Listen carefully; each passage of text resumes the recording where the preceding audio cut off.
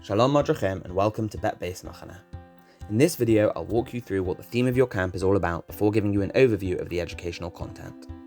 Bnei Akiva summer camps are part of a big educational picture for your chanachim, taking them from Judaism's inception on Aleph Machane, through Nach on Aleph Chalutzi, to early modern Jewish history on Bet Beis, the founding and existence of Medina Israel on Bet Chalutzi, all the way through to modern day Jewish thought on Gimmel Machane.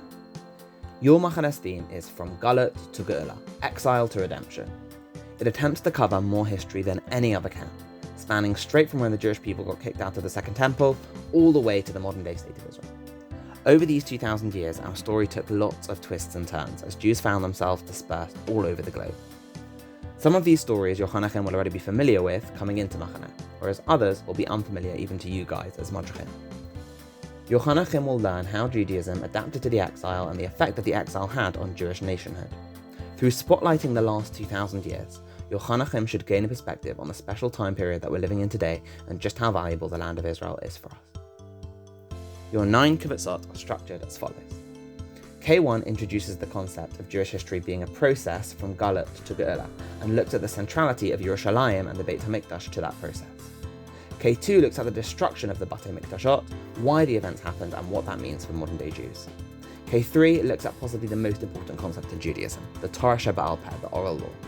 It delves into the details of what it is, why it was eventually written down, and what it has meant for the Jewish people throughout exile. K4 looks at Jewish communities in the period following the destruction of the temple. It looks at both the flourishing and persecution of Jews in Spain and the Middle East throughout the exile. K5 looks at the history of Anglo Jewry and how it's developed as a kind of exile case study. K6 shifts the focus to Eastern Europe, the development of shtetls, and the rise of Hasidut and its opposing movement, Mitznagdut. K7 focuses on the effects of the Enlightenment on Jews in the 19th century and beyond. K8 looks at the Holocaust. It would be impossible to chart the Jewish people's history from the destruction of the temple until now without including a kivutzah on the most horrific period of our history. And then the final kivutzah completes our journey to Geula and looks at the modern day state of Israel and the final redemption.